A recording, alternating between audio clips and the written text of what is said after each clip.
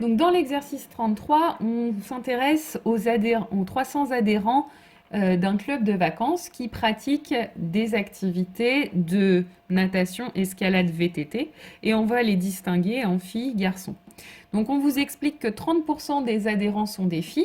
Donc déjà pour calculer le nombre de filles, on va prendre 35% de 300. Donc c'est-à-dire, avec un petit produit en croix, on va dire que c'est 300 fois 35 divisé par 100, donc 105.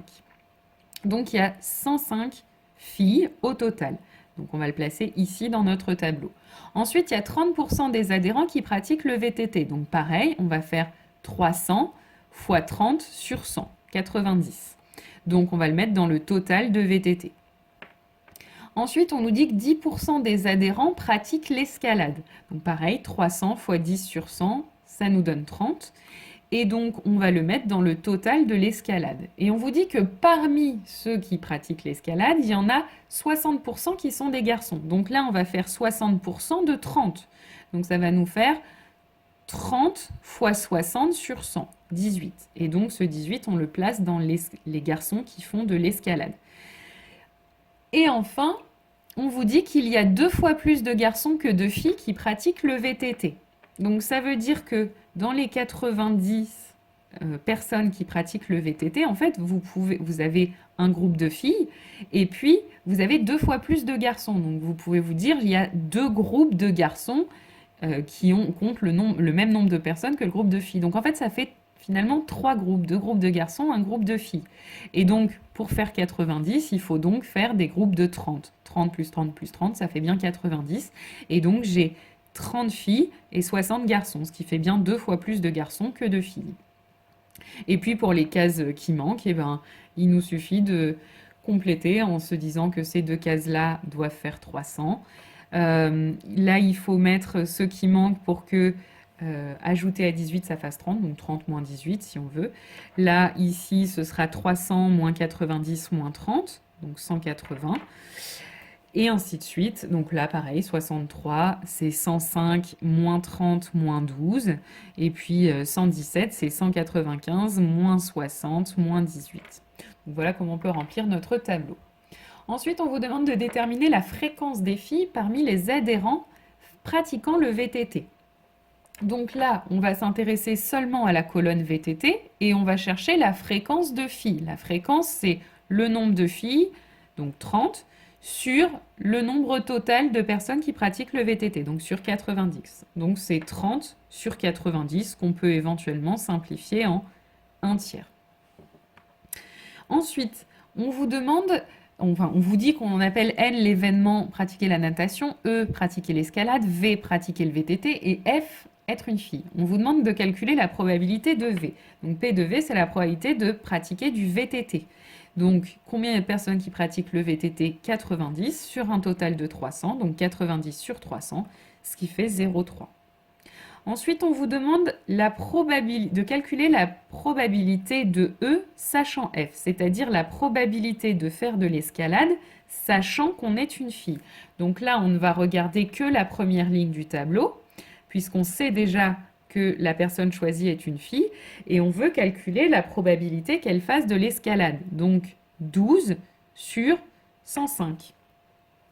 Et donc, ça nous donne, si on simplifie la fraction, 4 sur 35, et ça fait environ 0,11. Il vaut mieux donner la valeur exacte, mais vous pouvez donner éventuellement 0,11. Et enfin, pour terminer, on vous dit de déterminer la probabilité que l'adhérent soit un garçon, sachant qu'il pratique la natation. Donc ça se note, probabilité de G, sachant N. Donc le N, on le met en indice. Et donc, sachant qu'il fait de la natation, ça veut dire que dans notre tableau, on ne va s'intéresser qu'à la première colonne. On sait déjà qu'on fait de la natation, donc on est dans cette colonne.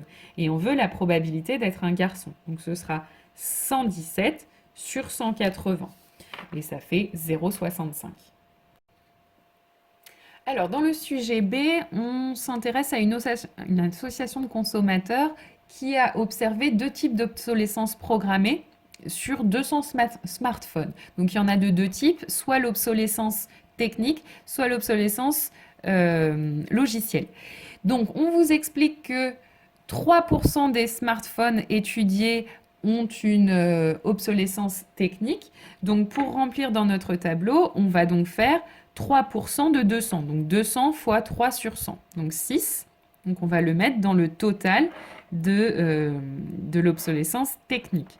Ensuite, on vous explique que 8% des smartphones ont une obsolescence logicielle. Donc, pareil, on va faire 8% de 200. Donc, 200 fois 8 sur 100, ça fait 16. Et donc, on va le mettre dans le total de l'obsolescence technique.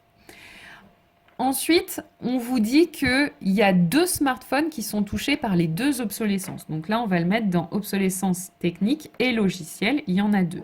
Le reste, on le complète en faisant des soustractions et additions. Ensuite, on vous dit qu'on choisit un de ces smartphones au hasard et L, ce sera l'événement être touché par l'obsolescence logicielle et T, être touché par l'obsolescence technique. Donc, on vous demande de calculer la probabilité de T bar. Alors, T bar, ça veut donc dire le contraire de T. Donc, c'est ne pas être touché par l'obsolescence technique. Or, combien il y a de smartphones qui ne sont pas touchés par l'obsolescence technique? En fait, il y en a 194 au total. Donc, ça va nous faire une probabilité de 194 sur 200, soit une probabilité de 0,97. Ensuite, on vous demande de calculer la probabilité de L sachant T, c'est-à-dire la probabilité d'être touché par l'obsolescence logicielle, sachant qu'on est touché par l'obsolescence technique. Donc, on sait qu'on est touché par l'obsolescence technique, donc on est dans la première ligne du tableau, donc on ne regarde pas le reste du tableau. Et on veut savoir quelle est la probabilité d'être touché par l'obsolescence logicielle. Donc, c'est 2, puisqu'on a 2 smartphones touchés par l'obsolescence logicielle dans cette première ligne, sur un total de 6. Donc, ce sera 2 sur 6, c'est-à-dire un tiers, qu'on peut éventuellement arrondir à 0,67. Et enfin, on vous demande de calculer la probabilité que le smartphone soit touché par l'obsolescence technique, sachant qu'il n'est pas touché par l'obsolescence logicielle.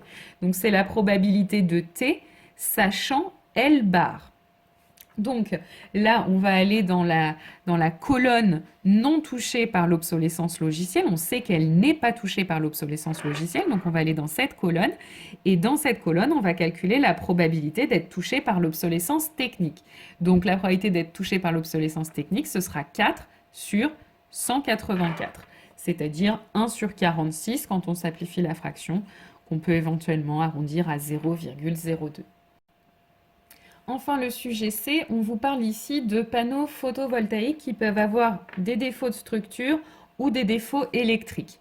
On vous explique qu'il y a 2% d'entre eux qui ont un défaut électrique, donc sur les 500 au départ. Donc, on veut calculer 2% de 500. Donc, 500 fois 2 sur 100, ça fait 10. Et donc, je le mets dans le total des défauts électriques. Ensuite, on vous dit qu'il y en a 5 qui ont un défaut de structure, donc je le mets dans le total des défauts de structure, 5. Et puis, on a aussi, parmi ces 5, 2 qui ont également un défaut électrique, donc c'est-à-dire 2 qui ont les 2 défauts. Et donc ensuite, on finit de compléter le tableau en faisant des soustractions et des sommes. Ensuite, on vous dit qu'on choisit au hasard un panneau. E, ce sera l'événement présenter un défaut électrique et S, présenter un défaut de structure. Donc on vous demande de calculer la probabilité que le panneau présente un défaut électrique et un défaut de structure. Ça se note P de E inter S, électrique et structure. Et donc la probabilité, le nombre de panneaux qui présentent les 2 défauts, il y en a 2 sur 500. Donc 2 sur 500, ce qui fait 0,004. Ensuite, on vous demande de calculer la probabilité que le panneau présente au moins un des 2 défauts. Donc, c'est-à-dire la probabilité de E union S, un défaut électrique ou un défaut de structure, ou les 2. C'est ce que ça signifie. Donc, le nombre de panneaux qui présentent un défaut électrique, il y en a 10. Le nombre de panneaux qui présentent un défaut de structure, il y en a 5. Mais attention, il va falloir effectivement additionner 10 et 5 pour obtenir la probabilité d'obtenir l'un ou l'autre. Mais attention, quand on fait 10 et 5, il y a 2 panneaux qu'on a comptés 2 fois. Une fois dans le 10 et une fois dans le 5. Donc, pour compenser ça, on va soustraire 2. Donc finalement, il y a 13 panneaux qui ont un défaut ou l'autre, ou les deux. Et donc, on va diviser par le total, donc sur 500. Donc ça nous fait 0,026. Ensuite, on vous demande de calculer la probabilité que le panneau présente un défaut électrique, sachant qu'il présente un défaut de structure. Donc ça, c'est la probabilité de E, sachant S. Et donc, comme on sait qu'il a un défaut de structure, on va regarder seulement la première ligne. Et on veut la probabilité qu'il présente un défaut électrique. Donc, dans cette première ligne du tableau, ce sera donc 2 sur 5. Donc c'est la probabilité qu'on cherchait, c'est 0,4. Et enfin, on vous demande de calculer la probabilité que le panneau présente un défaut de structure, sachant qu'il présente un défaut électrique. Donc cette fois-ci, c'est le contraire, c'est la probabilité de S, sachant E. Donc on va aller regarder dans notre tableau seulement dans la colonne défaut électrique, donc seulement dans la première, et on va calculer la probabilité qu'il présente un défaut de structure. Donc ce sera 2 sur 10. Et donc, ça nous fait une probabilité de 0,2.